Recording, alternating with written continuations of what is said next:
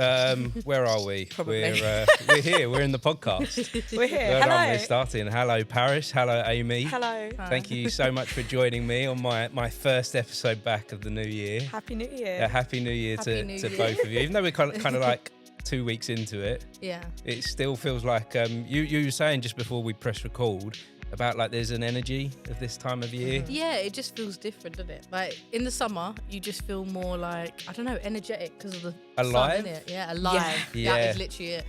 I just hibernate in the winter. That's what we're supposed to do. Yeah. Yeah, what humans are I supposed to honestly do. feel like but so before we started just now, there was a part of me that was considering cancelling today. Yeah. Because my energy feels like slightly off.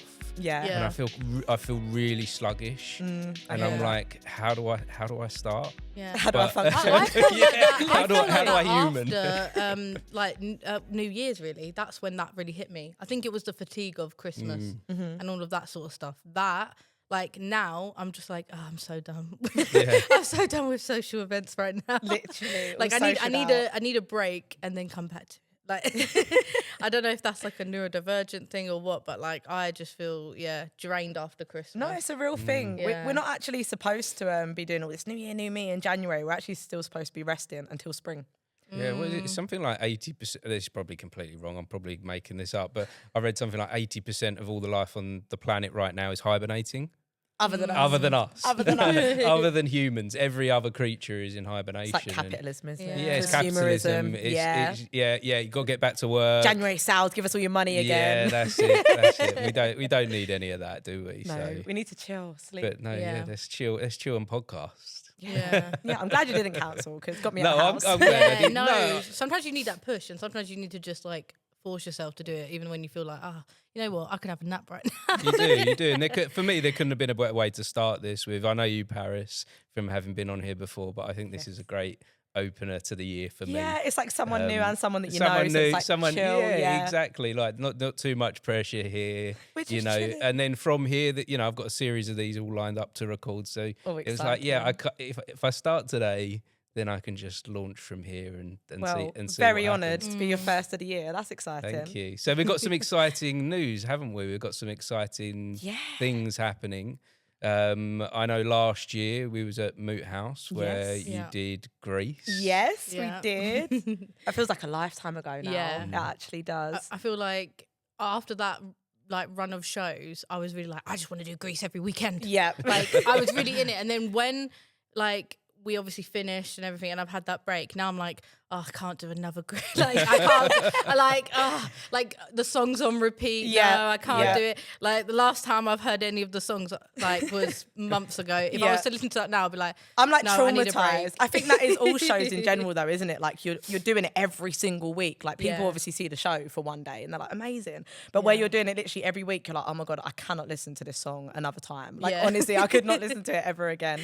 Yeah, I've had a Grease That's break. me with Freddie My Love, but But it was equally, great. yeah. But you rocked it. Because we were on different sides of it, weren't we? Obviously, you was in the cast and then I was on the creative Yeah. team. So I feel like it's probably a slightly different experience for both of us, weren't it? Yeah, it was. I mean, I feel like being part of the cast, I wasn't confident. I was a different person then to what I am now. Completely different. Like I was going through like a period of like, I don't even know if I want to perform anymore. I don't know if I can do that. Like, I don't feel confident enough. I'm just a musician, is what Yeah. you said. Yeah, I can't do it because I only sing. I'm just a musician. So what is it that changed you then? What is it that made you change from thinking, oh no, this isn't for me, to I love this again? I think, I don't know, it hit me that like I tried other things, right? So like I've done hairdressing, I've done other kind of things in life, and I just thought I need to go back to something that I actually love. And I've always loved performing, but it was always the confidence side that put me back. It was always, I don't know if I can interact properly. I don't know if am I going to be able to? Like, for me, I'm not a strong dancer. For me, singing is my strong suit. And with acting, I felt like, I don't know, I just never really focused in on it enough. Like, it was just something that I just did, you know? So when it comes to it, like, I was just like, I don't know if I could do it. Am I going to feel confident and comfortable enough? But yeah, and then like when Paris said she was doing like auditions, I was like, no, this is someone that I'm comfortable with enough to like take on this project. And I just wanted to push myself, to be honest. I don't know. It just came out of nowhere. I just like honestly, it just came out of nowhere. Like it was kind of going back to the whole hibernation thing, like wasn't it? Because it was like April.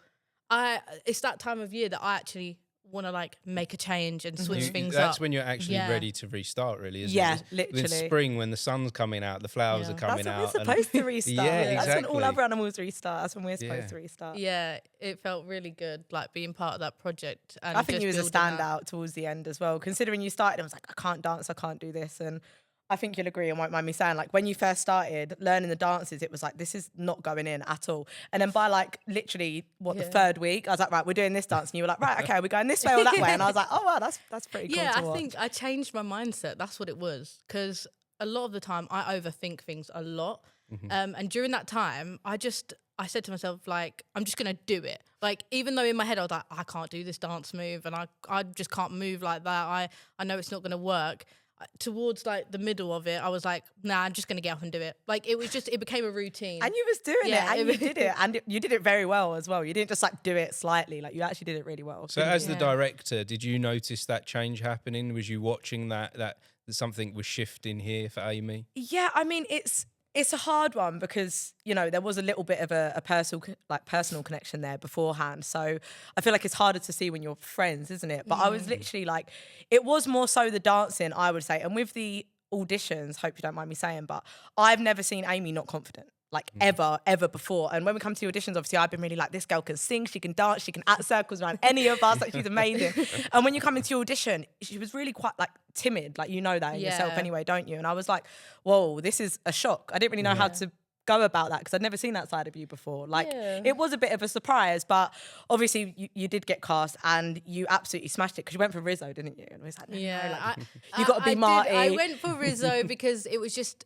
what I was comfortable with knowing. Like, you know, you watch everyone the movie, knows Rizzo. everyone knows very, Rizzo. very iconic. Yeah, part. exactly. Yeah, like the songs, in terms of the songs, I knew the material. Whereas with Marty, I wasn't really confident with her song because I hadn't really seen it. Like I'd seen Grease on the West End like once, like a good few years ago, but I just hadn't, do you know what I mean? Like I didn't know that song inside and out. Yeah, whereas I felt like I knew Rizzo's song a little bit more. Yeah. However, I do agree though that it didn't suit me as much. Like, you know what I mean? Well, all of the girls went for Rizzo, didn't they? Not to like talk too much Grease, but I think where you went, it was just perfect. And you did have a hard job because you had a song that no one really knew, unless they're seeing Grease live. But I think you absolutely killed it. And like, as well, you ended up for me being one of like the stronger actors and dancers as well, which I think was a shock to both of us, wasn't it? No, but like when I watched it at the end, I was like, she really did that. Like she actually did do that. But it was a shock to see someone who's like just a musician. I guess we're kind of opposite in that. Whereas I would put myself as like, maybe like actor, dancer, singer is like absolutely no. And then you're kind of the opposite, aren't you? Where you're like singer's my strongest, then probably acting, then dance. So I think we kind of pull those things out in each other. And it's kind of balanced out because Amy's helping me with singing now as well. So yeah, it's worked out. Something new has grown from all of that then. Yeah. So by the end of the year, I'm going to be like singing solos and everything. Watch your space. I am. Like, you know, revisiting childhood almost. Because like, I've known Paris since like we were really young, and we've always been creative. We've always wanted to like, we'd be like, oh, mum, watch this, let's do this show, like that sort of thing. And we've always had that like thing. And I think as we grew up older, that's when the confidence and that sort of thing, you know, because life and, you know, when you get an adult, I think some things may feel a bit more embarrassing, like that transition from like school, college. But it's natural for us to stop playing, isn't it? Yeah. As an adult, Yes. we have to adult. Yeah. And, you know, we have to start doing all those things like normal work, families, and all of that crap. And then we forget to play and do stuff, you know, and have fun with each other. Yeah. And that's what it seems like you two went back to. Definitely. You went back to play. And it's like, I feel like, I don't know, it's a very unique thing, isn't it, being part of like the theatre community. And as you say, like, as you get older, you kind of just grow out of it because it's not like, I don't know, it's not cool anymore to get on a stage and dance about. Your friends are kind of like, oh, what, you're still doing that? Like, that's a really childish thing to do. I feel like only other performers and other people like in this kind of industry really get it, you know, in my opinion anyway. But yeah, I'm glad I didn't lose it because obviously once I had my baby, I was like, I'm never going back to it. No one wants to see like a mum dance around on a stage or whatever. So it's like, I'll go on the creative team side of it for a little while. But that's so not true. People are actually well into the mum thing. They love it. They're like, at least you're still getting up and doing it. No, it's amazing. As a mum, as a parent, I'm a dad. dad, Yeah. it's so important that you still live your life and you Yeah, still do your definitely. thing. I know, like, a big experience for me is I had a period of time of about 5 years where I was like, I'm just dad and I need to do a Yeah. proper job. Yeah. I need Yeah. to earn the money, pay Yeah. the bills. Yeah. And I thought that's what my kids needed. They Yeah. didn't. No, they They don't. didn't need that at They all. need you to be like your full self as well, I think, don't they, Yeah. a little bit? I think And, that's what it is, accepting yourself. 'Cause Yeah, that's definitely. where I ended up, you know, like, and getting back to the whole us being like childlike and enjoying it in that way. It was like we just wanted to be ourselves, and that was Yeah. ourselves. Do you know what I Yes, mean? yeah. Like, so yeah, I and they think, can be part of that. Like my daughter, bless her, even now, like I'm starting to choreograph for this next show, obviously, and I'm like doing it. I'm putting the songs on, and she's sort of like nodding her head, or she's like, no, like, and she's quite young, but she'll sort of like tell me words, and I'm like, if it don't work for like a 17-month-old, it's not going to work for an audience. And when you're doing theatre, you're part of a community. A lot of what we Yes. spoke about last time was community building. And if you can bring your children into that, your partner into that, your family into that, Yes. what a wonderful thing that is. I know, and it's just growing, and she's going to be on a stage one day, and it's like just keeping the art alive, isn't it? Especially, you know, not to talk politics, but they don't really care about the arts at the minute, do they? So it's No. just kind of keeping it alive and keeping it going, and the only way we're going to be able to do that is by like passing it on, isn't it? Really, at this Yeah. point, I think anyway. So how was Greece for you then? I think it's important that we do cover that because, like I say, it was quite a big episode that we did last year. I'm going to mention as well. I don't like to go to statistics too much with these stuff, but it was one of my most listened to episodes on Spotify. Wow. Was Greece? It got 10% of my whole listenership. Fantastic. Last year, and Well, like thank my you. listenership grew massively last year. Oh, thank you. On I Spotify mean, and Apple, and a big part of that was people tuning into this episode. bullying the cast Yeah. mostly. Being like, watch the podcast. Well, I think that helps Joking. where like the immediate community and friends and family around you, where they all watch it. Yeah, yeah. Then Spotify and Apple start to boost it because they're like, oh, people are interested. Oh, people in are it. into this. Yeah. People are into this, and then the outside world start to listen and Get get into something it, from yeah. it as well. yeah. I mean, Greece was great, and I can't, you know, it was fantastic. But like, I think I sort of touched on it last time. It was a big project for a first one. Like, I've never done this before. I've never been on the creative side, so I was a bit like, phew, maybe I've bitten off a bit much here. But watching it back and watching like how much the cast sort of bought into it and how much we bought into it, because, you know, it's no lie, at the point that we're in, our budget isn't what some of the other companies are in the area, and that is our main thing at the moment. And It was as your well, first production. it was our first ever production. I know. It was where you started. I know. And like, you know, I think we were all like incredibly proud of it, cast included. And we have got a lot of returning cast as well for this showcase, which I think you're always worried about, because you need like returning people. Obviously, we want all new faces, but we were like, if no one comes back, that means we've done something horrifically wrong in the first one, you know. But it's also like you've got all the kind of the business side of it, which I never had to worry about as a performer. It's like, are people going to buy this? Are people going to watch this? Are the Moot House going to keep us on if we can't sell this? But we did really well. We actually managed to sell out all 3 shows in the Wow. end. So yeah, it was a pretty big feat, but we had a lot of help, and like the community really bought into it. I don't know if it's because it was a charity or just the affordable tickets or whatever, but so many people bought into it. And yeah, it was really exciting, but it was definitely hard work. It was hard work, but it paid off, I think, in the end. No, did. definitely. It was watching it from the outside, a massive achievement. Like, congratulations at Thank this you. point. Like, well Thank done. you. Everything that we spoke about beforehand that you Yes. set out to do, you achieved. We did it. We did it. You did the show. You Yeah. did it bigger than you thought you could do Yeah, it. we did. You sold out all, like you say, you sold out all the seats, and everyone involved with it was happy. Yeah. And it was a good show. It was Yeah. fun. I'm just I think I'm very self-critical. I think all performers are, you know, and that is one thing, kind of being on the creative side of it. Like, I was just picking everything apart, and it was nothing that the cast could have done. It's nothing really we could have done. We did the best that we could have done. I think it was amazing, but constantly I go away and I think, could I have done this better? Or could I have done this differently? Or should I have the seats set up differently? Like, there's just so many things that I went away and just picked apart. And I think that's always going to be the hardest thing for me personally, is being like, no, that was actually really, really good, and I need to just take it as what it was, you know, and not be too critical of myself. But it's something I'm working on. So and what getting is your better big takeaway then for both of you? What is it that if we look at it with our critical eye and we stop just congratulating each other like us theatre people do, what is it that you take away from that show? Mine mostly is I don't know, mine's hard because mine's more the business side of it, because creatively I think, you know, it was fantastic.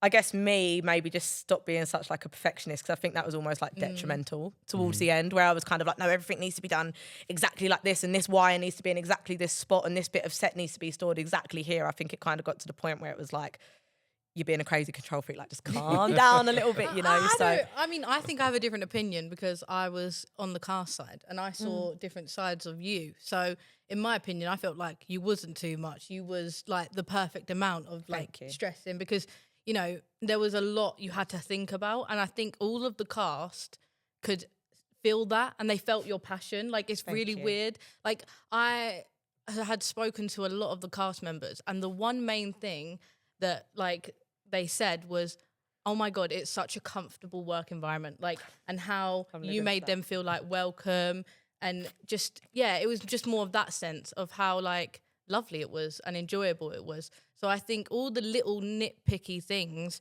overall, they didn't really like matter, if you know what I mean, because because the outcome, do you know what I mean? Like, it was great. Obviously, like you said, there are little things that maybe like going forward you maybe would change. Yeah.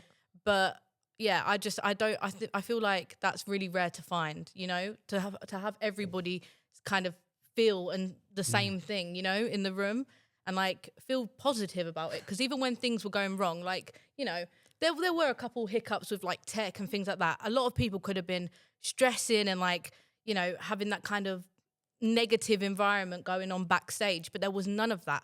Everyone just cracked on. They just got on with it. They enjoyed their time. As a cast, I think we really bonded, and like, it was just really lovely. So, and I feel like everything that you did was amazing. Thank you. In that respect. It's nice to hear it from that end, I guess, as well, because I think you kind of lose sight of why you start these things. And for me, it was like, right, this is going to be the most inclusive, comfortable theatre group that there is. Yeah, we haven't got the tech, we haven't got the budget, but you're going to have the best time here. It's going to be like chilling and just doing a little bit of work, like low key, do a little bit of work, you know. So that actually means the world, because it means I actually did what I set out to do in the beginning. So without getting roped up in all the business side and like the budget side of things, that's actually nice. Thank you. So I think I even said to you, I think one of the rehearsals, I was like, do you know what you're actually doing here feels so much bigger than just theatre? Like, I don't know, obviously maybe I didn't say it in those words, but like, it's definitely what I meant. But like, I don't know, going through the rehearsal process and everything, like, I kept like saying to people, do you know what? I really feel this energy from you. And like, I don't know how to explain it. Like, people coming together, it was just such a beautiful thing. And I think that's something that we have in common in terms of outcomes and goals. I'm very much like that. I can be kind of socially awkward at times. However, I love the idea of community. I love the idea of like everybody in the room just getting on, enjoying themselves, and just having a place to have an outlet, having a creative outlet, just being yourself as well, like a place you can be yourself. And I think in that room, a lot of people felt that they could be that, you know, they could be themselves in that time. So I'm living for that space. Yeah, I actually am. In that Thank space, you. yeah. Thank you. No, and this is really important why we're having these conversations, that we enjoy theatre, we enjoy doing it, but yeah, like you say, there's something bigger going on, isn't there, when we do this?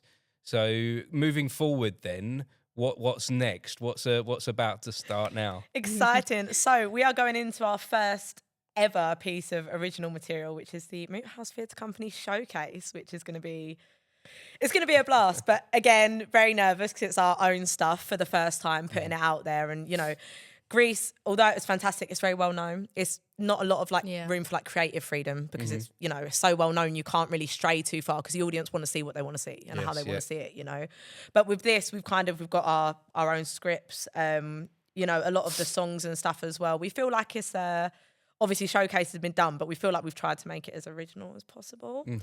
It's kind of strayed into a bit of like a through the eras kind of thing, which we didn't actually set out to do, did we? It just ended up. It kind of happened, but we were trying to narrow down songs, and obviously when you've got no kind of like guide, you just end up thinking, right, I want this song, I want that song, and it ends up being like a 4-hour long show, and you're like, it's far too long. And you want it to sound a bit different as well. Exactly. If we was to just go, right, I'm just going to pick out some random songs, you might have like a whole section just full of ballads, or you know, and so we had to try and make it as like, I guess, each piece individual, so that there's time for it to shine. When it comes to selecting songs and, stuff like that. So yeah. But we're getting there. We're getting there with it. We finally managed to narrow it down. It took a lot of pre-production meetings because obviously there's quite a few of us on the creative team. There's always at least like 5 of us, and we work very closely with like the stage manager, even like our graphic designer, social media like manager. They all have input because we want everyone to feel attached to the show. Like, and why is that? Why do you want everyone to have an attachment? I just feel like it's so important. Like, I don't know. I feel like you're all such a big team, and it's great that you've got a stage manager that's fantastic at their job, but if they're not really buying into what you're doing creatively, like I've tried to put in songs that like my stage manager's kind of like, oh, I kind of like this one, by the way. And was like, all right, that can go in then. But I think it's really important that like, I guess people that are on the backstage and the front of the stage are all connected in this little environment. I don't know. I just find that's really important. And I think last time it worked really well for us. I was like, if it ain't broke, don't fix it. Yeah. But also, I think it's one of those things as well where, when you're creating original material, you need other people's input. Like, you might think, oh my God, this is a really great idea and whatever. You put it together.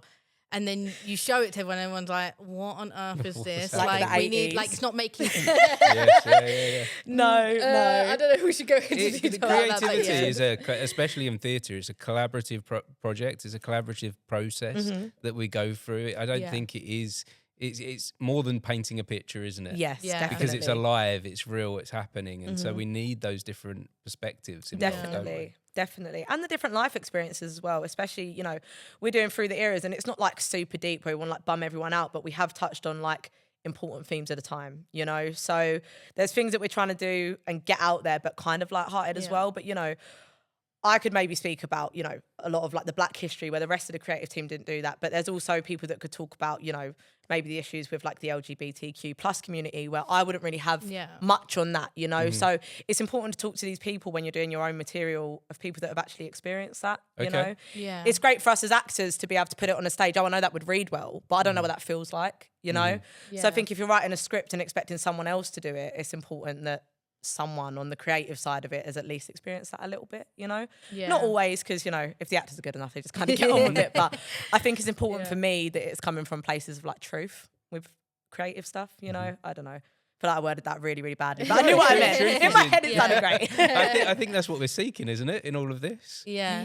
I the guess. Truth. Yeah, I guess, literally. Yeah, but also it's because you could put something on stage, but if it's got no substance, if people can't connect to any of it, like nothing at all, whether it be, happy or sad or like whatever, if they can't connect to it, then what's the point? I think people art is subjective, but if you're not going to touch anyone, it's just going to be a load of old, you just say that and that, and there's no like thought going into it. Even if they hate it, even if the audience absolutely hate it, I kind of love that as well, because I'm like, like at least it made you feel something. I don't care if you hate it, I don't care if you love it, but at least you feel something about what you've seen in front of you. Yeah. There's nothing worse than when people come out of a show and go, oh, that's all right. Yeah. I hate that so much. Like, it's got to spike some sort of emotion. You've got to have some kind of, whether it be criticism or like, But that depends on what you want from theatre as well, isn't it? Some people just want to go and just be entertained, and that's also fine. But for me, I think anything that we're putting on the stage, I want you to leave with like a heavy opinion of it, even if it's a bad one. So in every production we do, we tend to bring together different creative people. We tend to mix it up in the theatre world. How have you brought people together for this show, and why have you chose these people? So what we've done with this show, I say what we've done. So I kept Jack on, but he's taken over as full director. So I've stepped back from directing now, because my main skill was actually choreography. And then in Greece, obviously, I was like, I'll give directing a try, but I think choreography for me is kind of where I shine, So I've gone back there. Jack's gone into just full director. He's also going to be the casting director, which is great. I took Amy on as MD. Because I feel like you was absolutely great in the cast. And for me, I wanted to kind of give that space where, you're not just in the cast and that's it. Like, you can progress. There's opportunity within this company, and, you're more than qualified. You're more than qualified. You've trained. I would hope so. No, you're more than qualified. And I just think you're very just consistent in everything that you needed to be for like an MD and stuff. So I feel like you were definitely the best choice for that.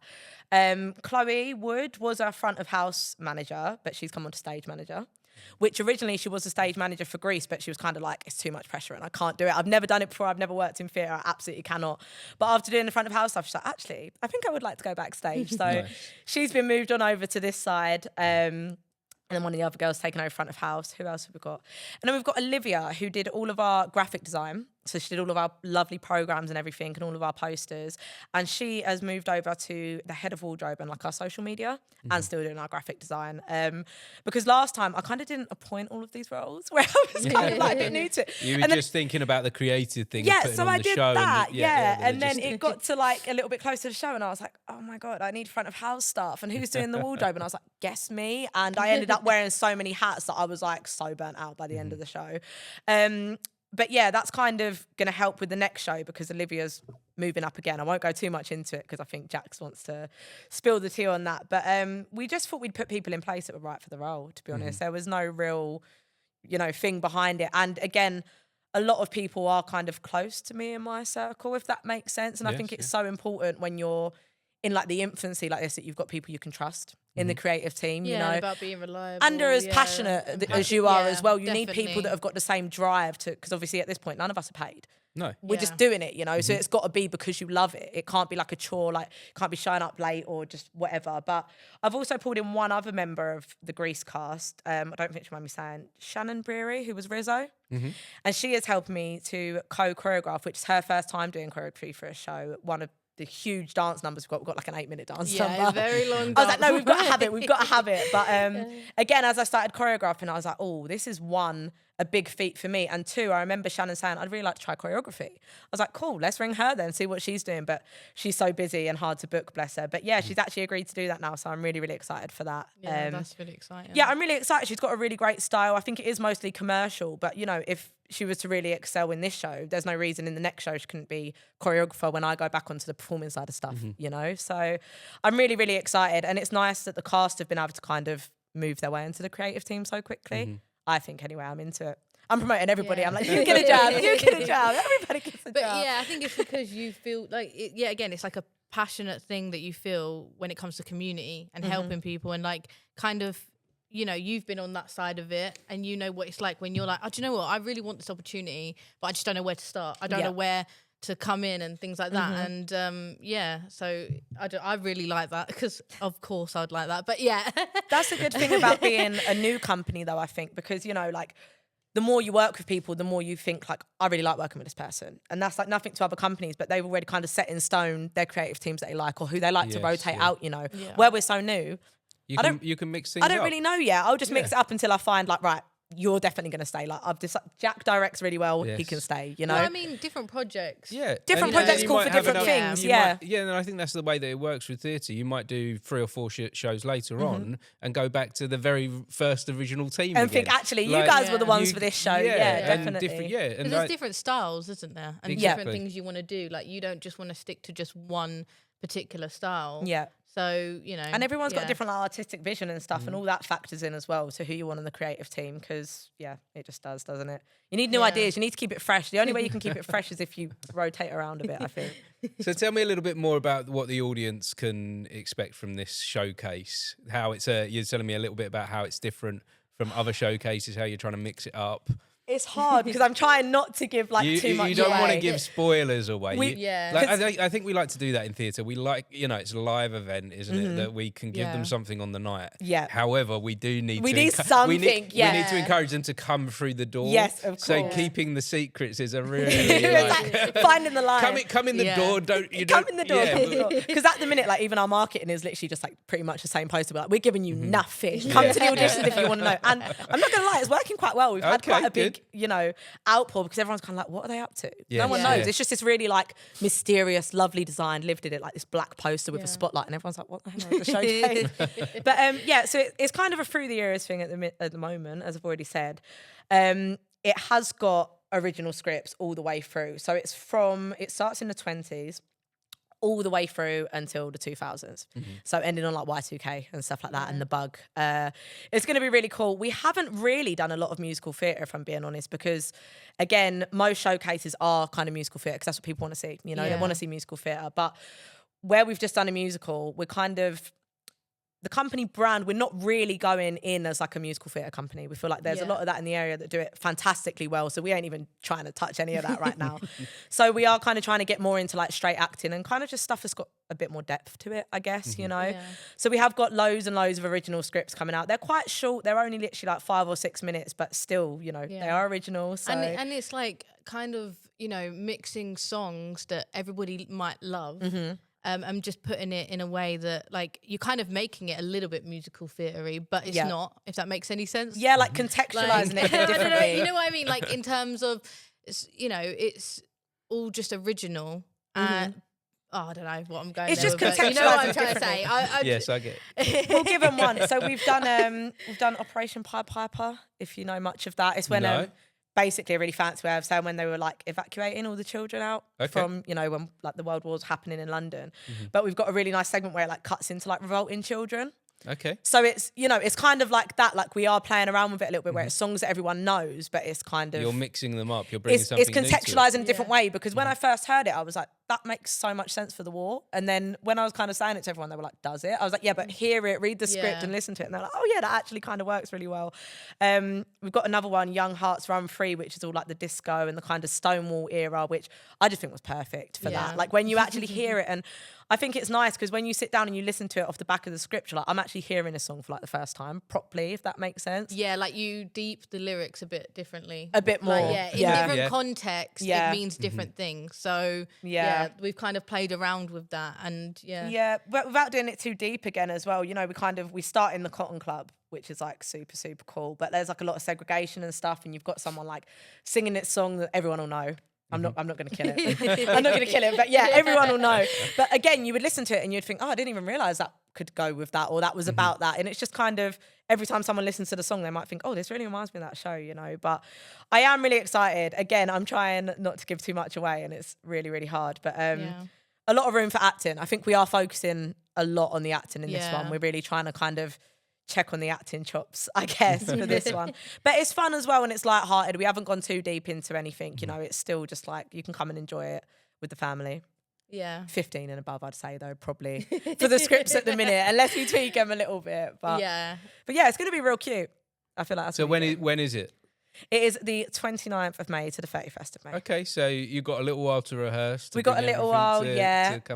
For Greece, together. I gave us 4 months because obviously it was our first show, which is like really long to get a show together. This one I've given us 3 because, again, like me and Jack have had a go, but everyone else is still kind of new. So just want to give us that time to, you know, really polish and perfect it. And we only get to rehearse like once a week. Some people are doing 2, so we only get literally 1 3-hour slot a week. So we have to kind of spread it out. But audition is the 22nd of Feb.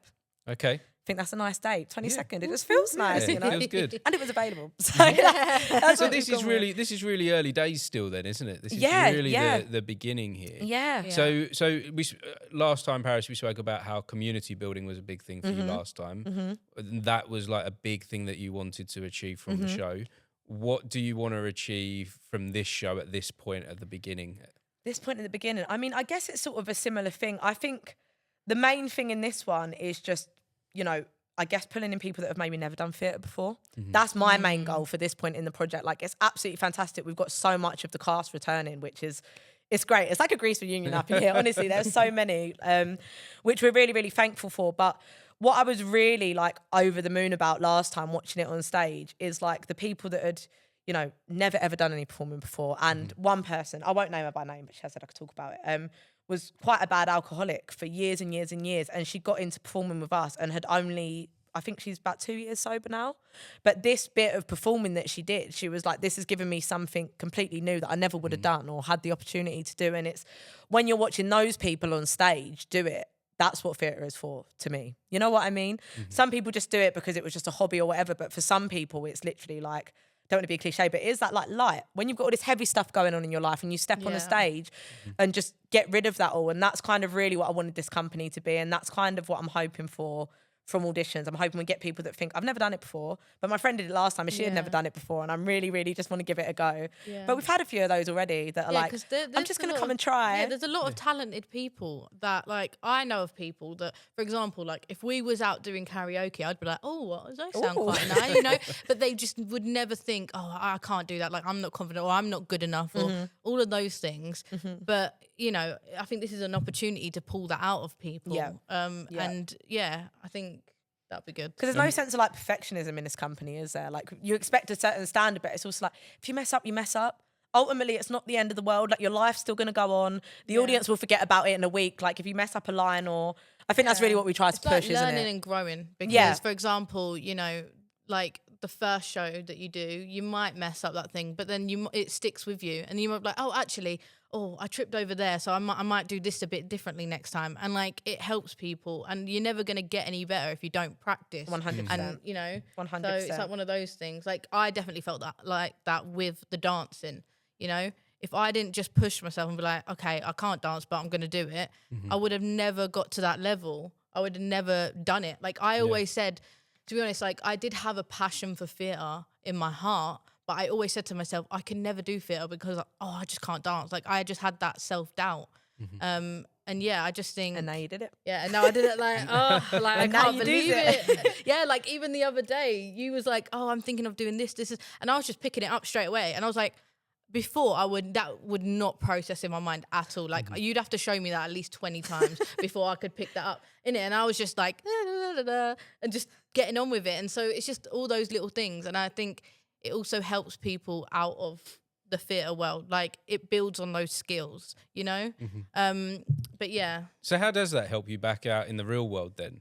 How do you take that courage that you've discovered and put that into other things? Well, where I've kind of learned is, like, in a way, you kind of have to fake it till you make it. Like that saying.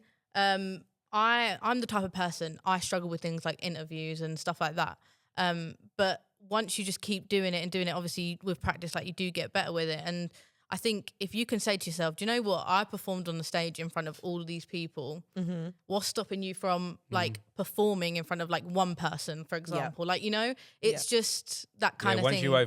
Once you overcome one thing, it's easy to take you to the... I can do anything. You really do start to feel like that. You start to feel empowered. So yeah, for me with this, before I started this, I didn't talk to strangers. Yeah, like, I can't imagine that. Like, I didn't talk, and now I'm speaking to strangers like every day. Hi, friends. and now I'm going on to the next thing, and I'm like now doing like a live show version of this, and I'm like, I didn't think I could do that, and I'm teaching people how to do this, and I didn't think before, like, again 2 years ago, I'd have been like, I can't do that, but now, because I've conquered one thing that I couldn't do, doing it. You just keep rolling on to the next thing that you think you couldn't do, and you just keep knocking it down, don't you? Just got to take the leap sometimes, literally. Yeah, you got to do it. Like, don't think about it, just do it. Just do it, yeah. Because I, like, talking about Greece, you know, I said that to you before. I was like, I can't believe you just did it. Like, you just did. You know what I mean? Like, you just jumped in. No, but honestly, you making that, it's so weird how it works in life, right? Because you making that decision yourself as someone who, like, we're close, you know, out of, like, the theatre world and all that. But just seeing that really impacted me, because I remember thinking, oh my God, if Paris is just done it, like, she's just done it. She didn't even think about, how am I going to fund this? What am I going to do? Like, she just did it.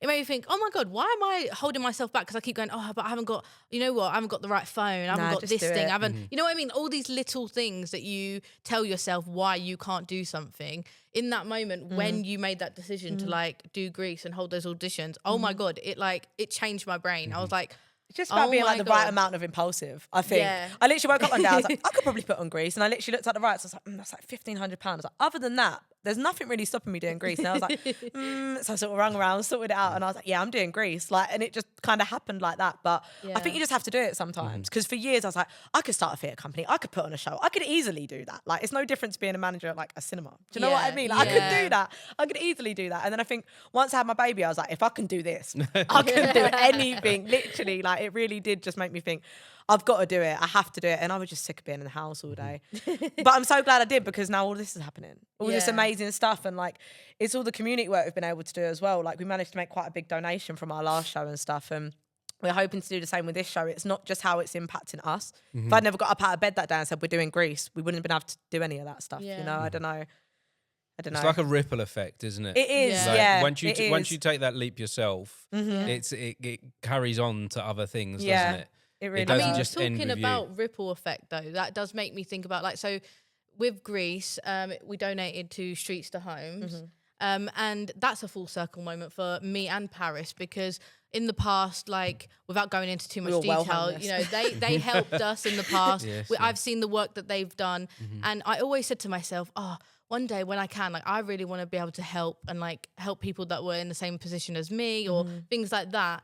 And it's like really full circle, because we ended up doing Greece, and all the donations that you got were £2,000 or whatever it was, to Streets to Homes, and like that is like something. It's just a fulfillment. It's fantastic. Like it just, it especially feels right on top amazing. of winter as well. Like it was nice to think like, oh, like that can do a blanket or a new coat or something. I don't know. It was a really nice, like you said, full circle moment. And we didn't profit from the last show at all, but it was kind of worth it, I think. And I'd do it again. Obviously, we've got to be Well, you are sustainable. doing it again. I know. I literally, no, we're going to take at least 10% for ourselves this time. But you know, we're doing it all again.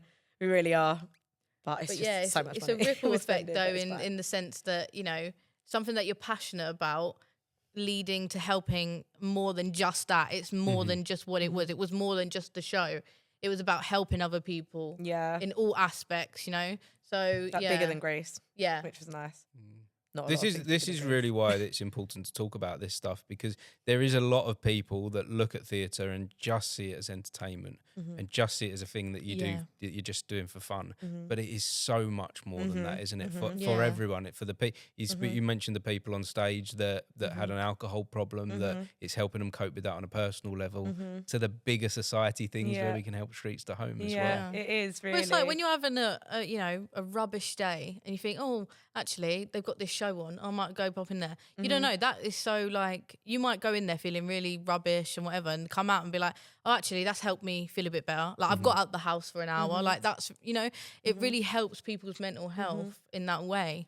But it's all art, isn't it? It's, you know, it's TV, it's music, it's everything. And I think, you know, a big thing about, you know, kind of people trying to like defund the arts, not to get too political and like, No, it's important. you know, let's do it. Let's do let's it. do it. No, but you know, Get into they're it. trying to kind of defund the arts and, you know, stop providing it as like an option in schools or as higher education and stuff. And I say it to my friends all the time. I'm like, right, let's for a day stop all art then. No one can listen to the radio, because to some extent that's art. You know, no one can read a magazine or a book or, you know, watch a film or listen to music or watch a show. For one day, let's just stop all art and just see what happens to like the whole world. Like you wouldn't be able to function.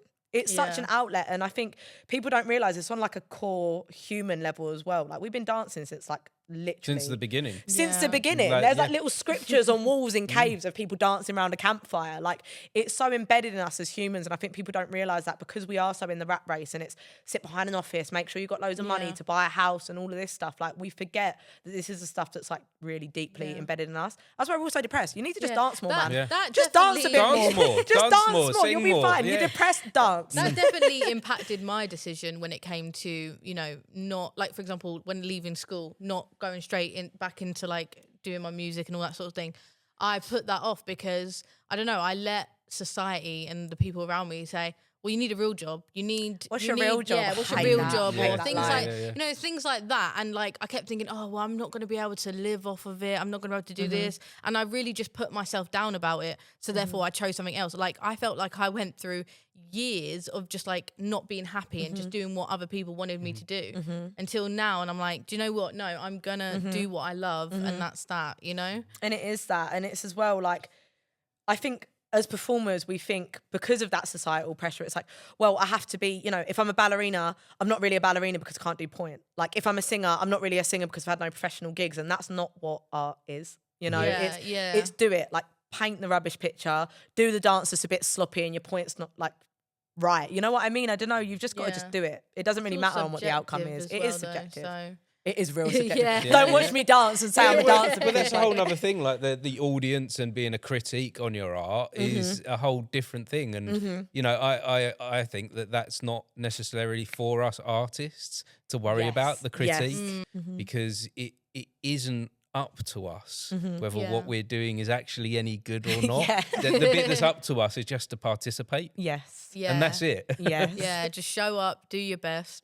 You know, it is what it is when it comes to opinions, innit? And it's really freeing once you get to that point, because I think, I don't know, for me, especially with going back to like actual choreography, where it's like unlimited styles, I feel like if this isn't amazing, everyone's going to be like, well, you've literally picked these songs and the dance is still a bit like rubbish. I don't know, but I've kind of gone into that mindset where I'm like, do you know what? It's just kind of whatever I feel is right. And it's really like freeing.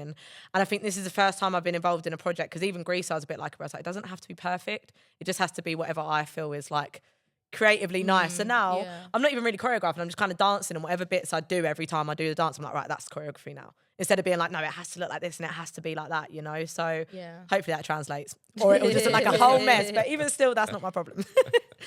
Yeah, But like it's it's fun. great having technique, and that's something that you need, but sometimes you just have to break those walls. It's like when you have like writer's block or things like Yes. that. Like when I worry too much, like I have this thing, like when I try to make music, like if I'm worrying too much about every little sound, but that's not how like the pop stars make it or whatever. You know, you get in your head and you can like basically minimalize yourself. You can basically make it worse by not expressing yourself, I think sometimes, you know, like it just doesn't feel, sometimes people can see that. People can see that like It's not like authentic. You're doing yeah. it to like pen to paper. Like you're just, you're doing it too scripted in that way. You know? can't. I don't think you can force any of this. I don't No. think you can Yeah. force creativity, and I think that's actually what writer's block is. Yeah. Is when you're actually trying to force it. Yeah. When you're trying to say, right, I'm doing this now at this time. Yeah. And this has to happen in Yeah. this way. When you start putting all the rules in, Yeah, that's when the 100%. writer's block. That's when the creativeness just gets drained from it. Yeah.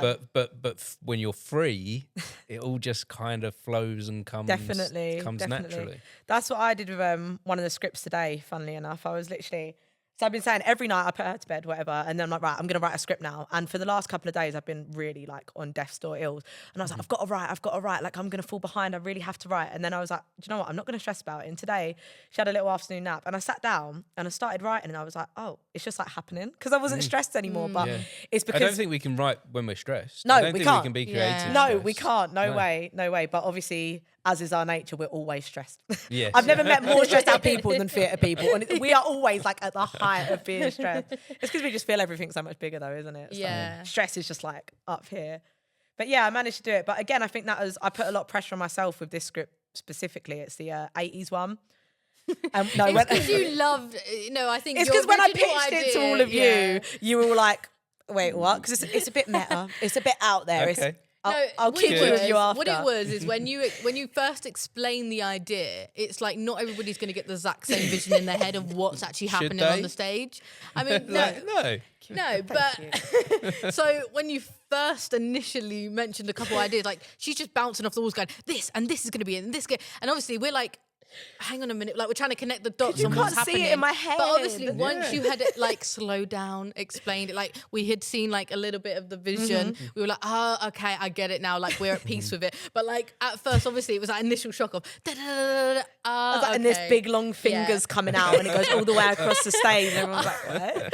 But it was supposed to be a bit meta, but I think where it was, everything else that I pitched, everyone was like, yeah, that sounds great. And that one, the creative team kind of like, So this one specifically, I've put a lot of pressure on myself that it has to be like bang on to make everyone get it. But then I kind of thought, you know what? It's going in how it is anyway. And if you Yeah. don't get it, I get it. Yeah, exactly. If one person in the audience gets it, or even if I just get it, I enjoyed it. So That comes back to who you're doing it for. yeah, yeah. Like when you've got these creative ideas, does it actually matter? No. Should we be adding that into the equation? No, Is not anyone going to really. get this? Is anyone going to I understand think this? because you were so passionate about it anyway, I think that's where that is like, and it's your perfectionism as well. You know what I Yes. mean? Like you're like, It's gonna be real good. You can't see how it looks No, in my I've head, got but the on that vision stage, now. you're gonna buy into But it. if trust you me. think of all the greatest, like the game-changing songs or films that we've had that started something new, all of them people didn't get when they came out. Yeah. In my mind right now, I'm going to The Matrix. I remember when The Matrix came out, and like, because I'm old,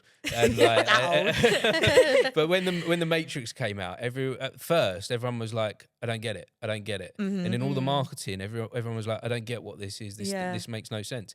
But now that like changed cinema, that film.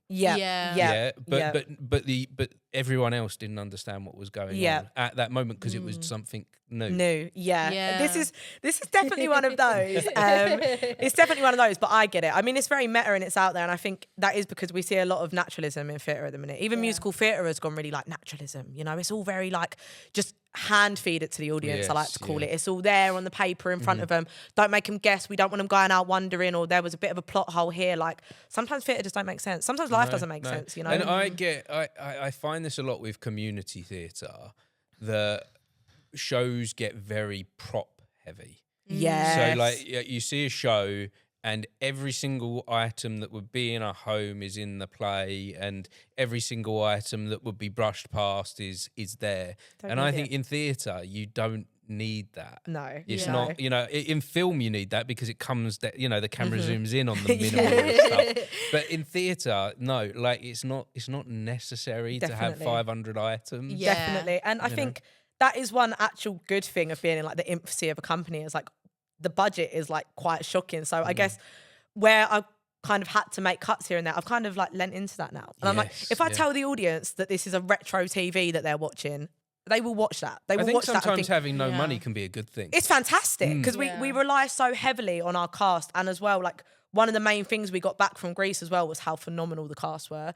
And it's the same with this show. We really do rely heavily on the actors, but like me as like a performer and as just someone that watches stuff like that, I really enjoy that. I really enjoy when you're watching the people on stage. Like it pushed me. Like for example, obviously with Greece, we did obviously have props, but there were times where, for example, maybe I didn't have a specific prop, but I was thinking, oh, maybe in the background I could be using this. But it really pushed me to like think, well, actually, what can I do that's naturally like without anything? Like it really pushed me to open my mind in that way and kind of like, do you know what? Now I can just use my body language. I don't need all of these different things going on. It's too much going on in the, like, you know what I mean? And I think sometimes a lot of people even like overthink that, and they think, do you know what? Even though that's not the main bit of the show, we need this happening in the background, we need that happening, like to get this point across. But really, you don't, because when you're watching it, you're just focused on like, I guess, the main plot points, or you know, like how that character is coming across to you. You don't need a bunch of props for that, I don't think. Definitely. And I don't think the audience are that dumb either. No. Do you know? I really underestimate them, don't we, nowadays? Don't we? And again, that's typically done in films that we the audience is underestimated. But no, they're not dumb. They can figure it out. I saw a play recently in the West End that was literally 4 people in a box. That sounds fantastic. And like and a lighter. They had a lighter as well. That sounds fantastic. That was literally it. And that's all they needed for 90 minutes. Yeah. Because it was about their performances. It was about their storytelling. I guess it depends on the material as well, isn't it? Like you can still connect to people if you've got the right material and the right thing that speaks to people. And that's and creating an atmosphere as well. The music, the lights. Yes, you definitely. know, that all counts as well. That helps tell the story. Yeah. I think a lot of it is just like consumerism's just gone mad. It's kind of looping back round, isn't it? No, but like our attention span is so short. Like TikTok, like stuff like that. Like, see, I've got an argument it's against killed our brain. Oh, go on, tell me. Yeah, so my argument against that we is... hate AI, by the way. No, I'm not. We'll put a pin in AI. We'll put a pin in it, but for another day. I have a theory on attention spans that I don't believe the narrative that is being fed. Okay, so the narrative that is being fed from TikTok and Instagram, and they're telling, and everything that we're seeing is telling us we can only handle things for like 3 seconds, 4 seconds, because we scroll past things, and if it doesn't grab us in that first 3 or 4 seconds, we're done. But podcasting is going against that narrative. Yes. So for me, I'm looking at these, and the majority of these are 90 minutes long. And my audiences are listening to this for 70% of that at least. That's good. Yeah. So people's attention are there. Yeah. They just need to be interested. Giving them the right when stuff. people come into the theatre in here and they watch a show, they sit down. They don't leave. They don't pick up their phone again. Yeah. You know, if we're giving them something that they enjoy, if we're giving them entertainment, they're interested. Yeah. If we're making it relevant for them and we're putting our passion into it, I think the They can feel will that. connect. Yeah. But Instagram and TikTok want you to believe it's 3 seconds. Yeah. That that's all So we've got. this is all we can because deal that's where with. they make their money from. Because people then decide, do you know what? I'm going to make like 20 videos now instead of just the one. Long, you know what I mean? Like and it's like the frequent posting and all that sort of stuff. But yeah, I mean, I've seen sometimes now like a lot of people even saying, actually, you don't need to post that much. Like, No. you know. Yeah. Well, I'm Yeah. currently in TikTok jail. Are you? Yeah, What did do you know what this is? What did you do? So TikTok jail is where you overpost, Oh. and then they put all your things at a maximum of 250 views. Oh my God. So no. I did the whole Shadow thing. ban. I posted. Yeah, that's it. That's Shadow what I was ban. thinking. The whole ban. shadow Yeah. ban. Yeah, that's probably a more Oh. known term. Shadow- But yeah, on in TikTok. jail. I was Like, like, wait, it was what? like, Yeah, so Shadow ban, yeah. that's basically so all of my TikTok videos get a maximum of 250 views Yeah. because I was doing the thing of posting 7 times a day. Yeah. I was creating so much content, and like I can create a lot of content from Yeah. these. It's Yeah. wild that they want that, but then they. But then they Shadow put ban. it in a Yeah, but then they like, put it's it in weird. like a Make it in make like sense. a corner. Make it make However, then I took a screenshot of it today actually so that I could share it on something that every single day I post something, they say to me, pay X to get 20,000 views. Yeah. So Right, they want my so it's like they basically they want monetization. they're Yeah. going, oh right, you want to be part of this, you want to be seen, then Yeah, you're gonna pay have for to it. pay for it. Awful. Yeah. It's Crazy. awful. It's horrific. It actually is. But Killing the it's art. one of the main, I think, platforms now that really gets across to people. Like I said, because of the whole quickly. It's the younger swiping. generation as well. That's Yeah. kind of where it's hard to pull them in certain Yeah. things, isn't it? However, again, going against the narrative a little bit, that the younger generation are getting absorbed in. Both of my kids don't seem that interested.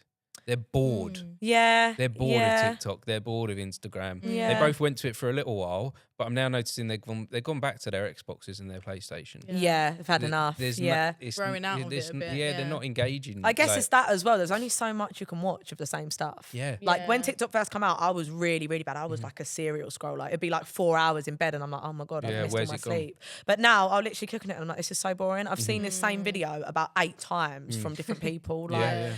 And that's, again, like bringing it back to theatre. You want to do something on stage that maybe people haven't seen before. Or if they have seen it, just do it in a slightly different way, you know? Yeah, it's like having that one pinpoint to connect, like, you know, like the songs, like obviously it's not new songs, but, you know, it's still got original material to it. So, yeah, it's like piquing their interest. And but it's then not giving like them something super out fresh. there, other than like 1 or 2 scripts. Like they're pretty, like they are all quite naturalism, aren't they? Like Yeah. got a lot of coupling or like one big group Yeah. piece. But you know, it's still enough different that I think you'd be like, oh, that was cool. That was fun to Yeah. watch. Yeah. Because we don't want it to feel like now you're watching the exact same scene over and over again. Oh, there's another same lead people in the exact same scene. Which when is it's hard different. to do because the Yeah, malacting scene in yeah. Harlow at the minute is like Honestly, very, very slim. We've had to Yeah, like well, really think well, about I that think so this much. This is happening everywhere. The males, the males, the males, the females, the males, the the men. men aren't really kind of engaging with this stuff, and I think this is society Yes, is problem where yes. it's again it's like telling them that they need to go out and just concentrate on work, Yes. and that's yes. all you need to be doing. Don't actually have a life. Don't find Yeah. things you 100%. enjoy. And There's a lot of pressure. There's a lot. There's a lot of pressure on. In Yeah. theatre, I think men get a lot of that, like, oh, what, you dance? Mm-hmm. You know, Yeah, even now, still, yeah. like, obviously, it's a completely different time now, so it's not as much. But even when I was at college and at uni and stuff, all my male friends would get like, oh, what, you dance? But when I said I was a dancer, people were like, oh, you're a dancer. Yeah, I It's even- so Yeah. different, isn't I it, even for got women that and a little men? bit when I was back at school. I got when Yeah. I in my last year of secondary school. That's when I started doing theatre, and I got that like from other people at school. They were like, "Why are you doing theatre? Like, what's wrong? What's wrong? Yeah, with what's you? wrong with why, you? Why don't you Ugh. carry on playing? Cringy. Yeah, why don't you Yeah. carry on just be interested in football and that's Innit? it? Why don't you just be like a Yeah. builder or Yeah. something? But then I was Like- like, well, that's where all the girls are, mate. I'm actually the one that's got it down. Yeah, like literally. I was like, I'm in a Yeah. theatre company. There's 30 girls and there's 2 boys. Just me. Like, I think I'm doing something right here. You're going to Like- be cancelled. You're going to be cancelled What after this for that? episode. Yeah, literally. But I think always This is people true. have Do that. you know what? vision. It's No, my it truth. is, yeah, It's no, my truth. speak your truth, speak That's your why truth. that's why I'm doing art now because I liked girls.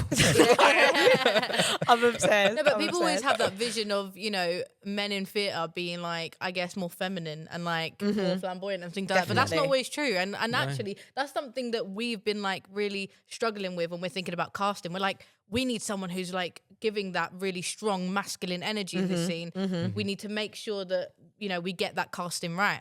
But equally, it's like those type of men maybe feel more shameful, maybe because Definitely. they have this preconceived notion that, oh, to be in theatre, you have to be a little bit more Be- feminine, a bit more 100%. flamboyant. I've- It's not always you know, the and case. even the whole thing about being like outgoing. I wasn't outgoing as Yeah. a teenager. Like, I wasn't an extrovert in any way, shape, or form. But I found myself there. I found my people. I found more than girls. Yeah, I found more than girls. I found the art. I found my people, and I found my thing that I enjoy and that I love, and I found my life there. Yeah, literally. You know?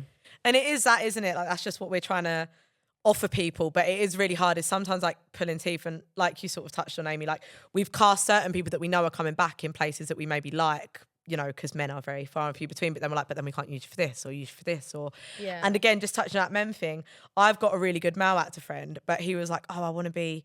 He's a PT now. He's a personal trainer. I was like, come back and do this acting scene. He was like, nah, I'll teach the fight scene, but I'm not doing any acting. And I was like, oh man, like, come on, don't worry about your day job. Like, you're so good at it as well. So, you know, it is hard, but we're going to get there. And we've got a lot of returning cast and hopefully a lot of new faces coming as well. Yeah. Fingers crossed.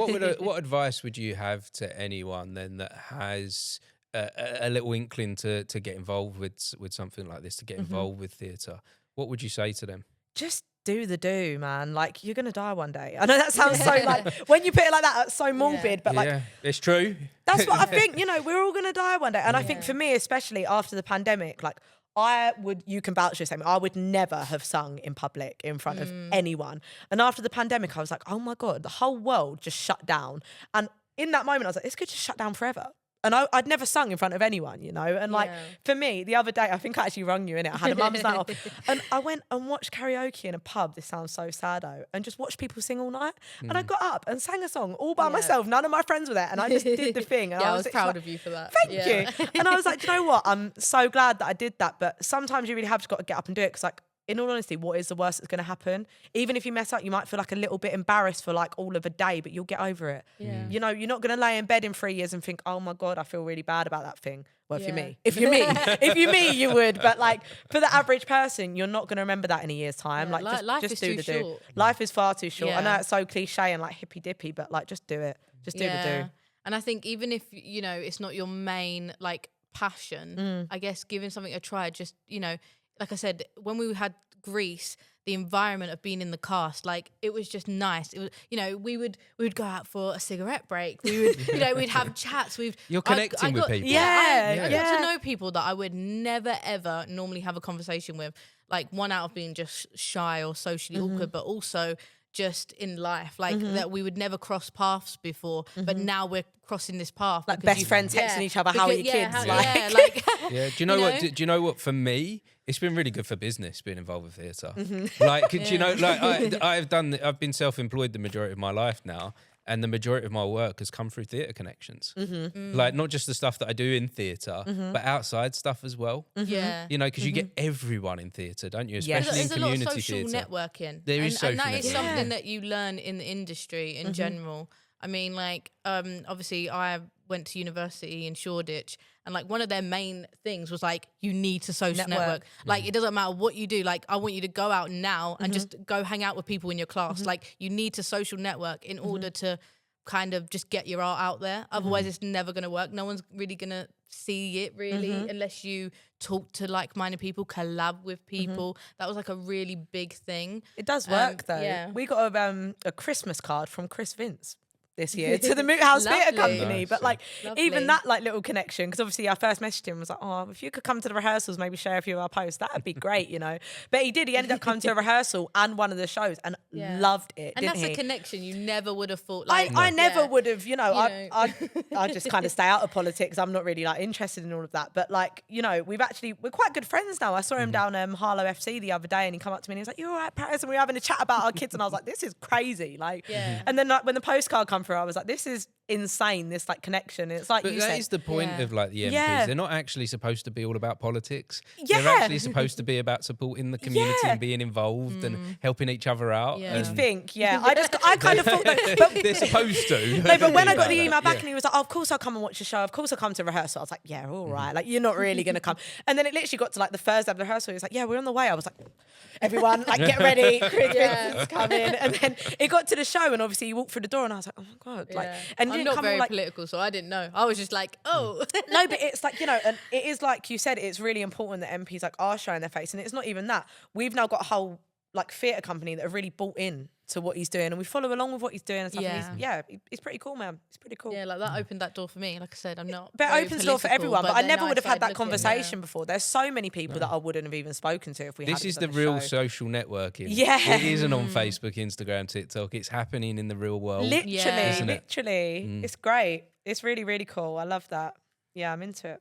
I'm real into it. So at this point of the podcast, I've got this new thing that I do. Oh, We're going to go time traveling. are Are we? you ready for this? Oh my I'm God. ready. I'm ready. So we're going to jump in the time machine, Okay. right? And we're going to go back to when you two were young and you were playing together. Oh. Where are we going back to with you two together? What, the house? I don't know. Probably at Tony Lee's. Yeah, Probably my our cousins. aunties, Or, yeah. You know, I always think about us being on a field near our childhood home, The like Pennymead field. in yeah, Hart. and like us making up dances. no. There I was in the always so summer. bossy. She taught me how to do my first roly poly, mate. I was like, no, I was a big scaredy cat when I was little, and obviously because she's older, she'd be like, yeah, go on, just do it, just Eat do the it. bug, And I- eat the bug. Yeah, climb up that tree. And I was like, no, I don't want to do it. I'm scared. But yeah, like, well, at least you pushed me because I never would have done a roly poly if it weren't for you. And now here you But is. yeah, I would say probably there, innit? Like, On that field, on that yeah. field. like running Pennymead around. field, you're running around. yeah, Yeah. being On a summer's creative. day. Yeah. Yeah. Hay so, fever. So we arrive there on Pennymead Field and you're rolling about and you walk up to yourselves. Yeah. What would you say to each other? That's so hard. I think I'd say, I know what I would say. What would you say? I don't know how PG are we keeping No, it.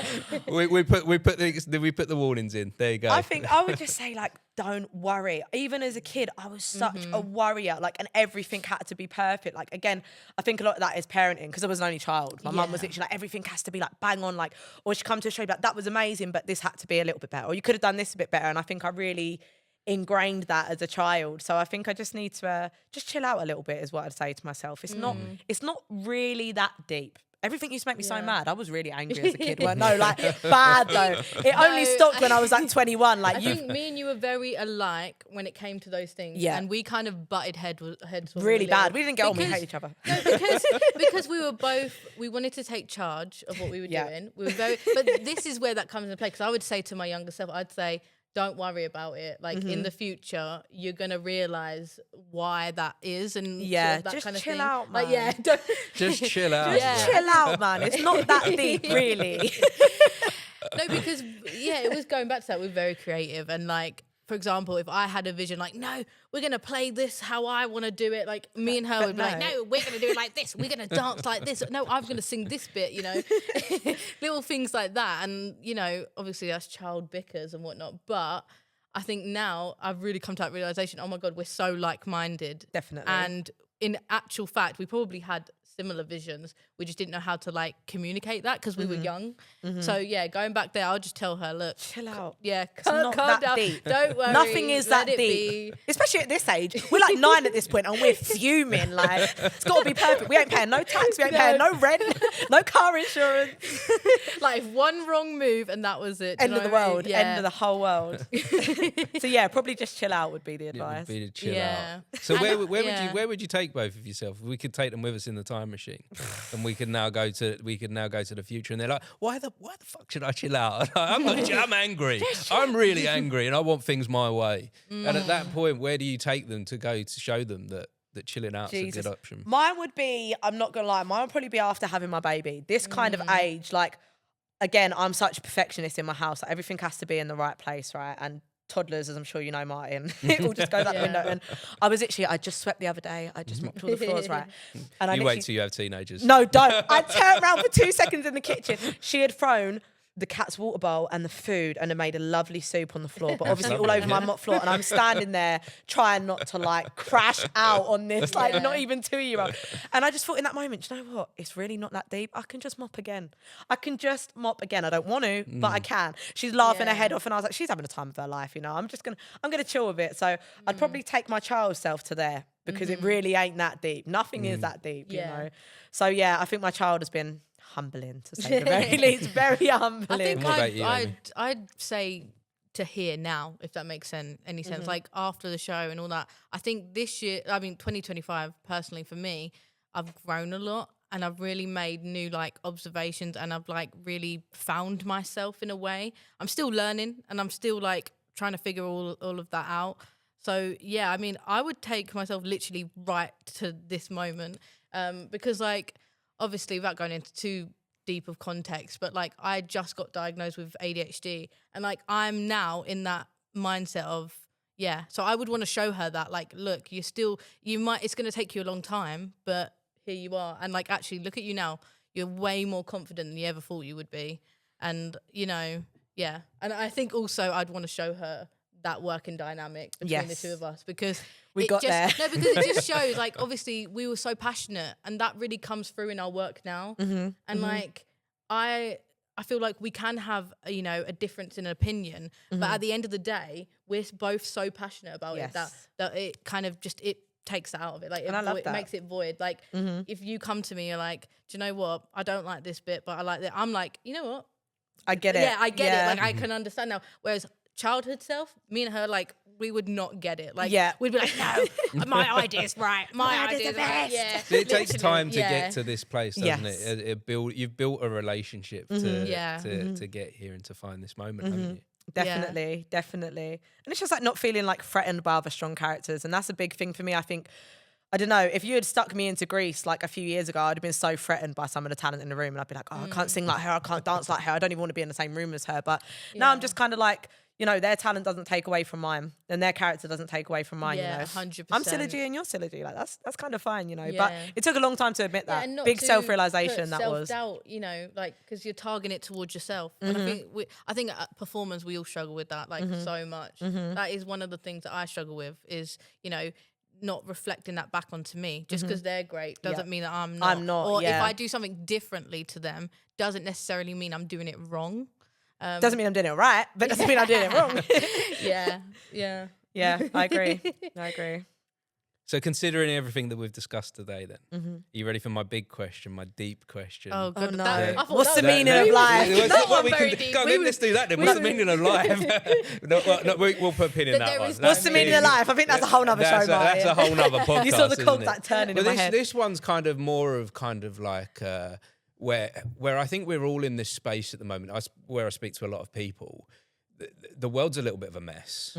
Like can find someone that I'm looking for someone to tell me the world is not a mess, because it is right now. And but I'm also seeing a lot of good in the world, and I'm listening to your story and everything that you've been through and where you guys have been and the things that you're trying to achieve.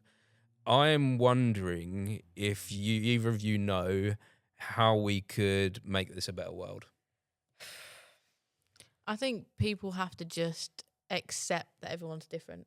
I know that sounds really cliche, and I know that's really like I obviously there's so much depth to that, but I think that's something even I've tried to learn.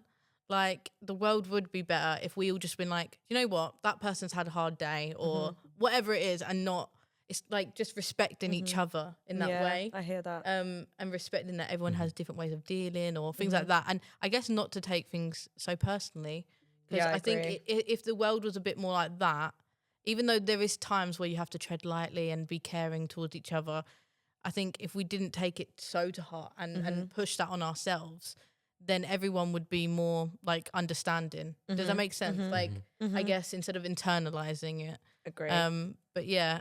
Mine's kind of like the same, but like the back end of that. Mine's just, I think everyone practices being like a little bit kinder to themselves every day, which I guess is like what you've just said, but like the mirrored, like just one little thing every day, If you don't want to sweep the floor right now and you need that minute, just don't sweep the floor and chill out. Because I think the kinder you are to yourself, the more room you've got to kind of let that happen in other people. You just get softer. When you're softer on yourself, you're softer on everyone, obviously. Yeah, because don't procrastinate, because there's a level, there's a line, Hurt people. So 100%. The more you do the work on yourself and you heal whatever is going on with you. It begins within. Begins within. It begins here. Literally, it begins here. It is 100%. And I think that's where we find the empathy that you're talking about as well. Yes. So whilst we do that inner work, that can help us with understanding. And it kind of radiates out, doesn't it? Because it makes you think like, oh, well, that person might be actually experiencing this how I felt about that a year ago. Yeah. Just because you've done that bit of work doesn't necessarily mean they have. So it's just being open-minded, isn't it? Yeah, and doing the definitely. work until you're perfect, like I am. No, don't worry. I'm joking. I'm joking. I'm not good at deep conversations. I always switch to humour. You That's- are. No, we're going great. It's a self-working But point. that's important to it as well. Whereas if I was just sat here talking about by myself, I'd start getting so deep and Unphilosophical. Yeah. Literally 3 o'clock in the morning. And no one would want to listen to this. That's why I've got you here to Finding line the it up, balance, finding the yeah. balance to line Finding it the up a little balance. bit. Yeah, definitely. You got to laugh or you'll cry. Exactly. Yeah, love that. Got to laugh or you'll cry. Wonderful. Well, this has been a beautiful conversation. Wasn't this nice? Thank you so much for joining me. Thank you so much for both of you for sharing. Thanks for having us. But before we wrap this up, remind me one last time where we find out about your show that you're just about to put on. Auditions, 22nd of February. They're all on our social media. Can I give you a link to that? We'll add links. We'll add a link. Links in the description below. Yeah, links in description Come to down the here auditions, somewhere. everyone. Yeah, we've actually got a nice new website as well, which would be great if people can have a look. Love a website. Yeah, love a website. It took days because again, toddler. But yeah, the website is done. Yeah, we've got auditions 22nd of Feb, which is by the time this goes out next month. Yeah. I believe. And then the show is the 29th of May until the 31st of May. So 3 shows. It's not a super long run. Rehearsals are going to be every Sunday and like one Wednesday every now and then, depending on what area you're in. But yeah, everything can be found on all of our websites, our social media. So have a little look at all of that. And that's it pretty much from us. Wonderful. Yeah. All of us at House Well, thank you. Thank you so much for sharing. And if anyone has been watching or listening, If you made it through this far, if you ignored the algorithm and you ignored what you're being fed, and you stayed here for longer than 3 seconds, thank you so much for joining us. Thank you. Thank you. Thanks Bye. again, guys. Bye-bye. Happy New Year. Happy New Year. Wonderful. Over and out. Oh, fantastic. It's done. See, it weren't that scary, I know. was it? I told you it'd be fine. I told you it'd be fine.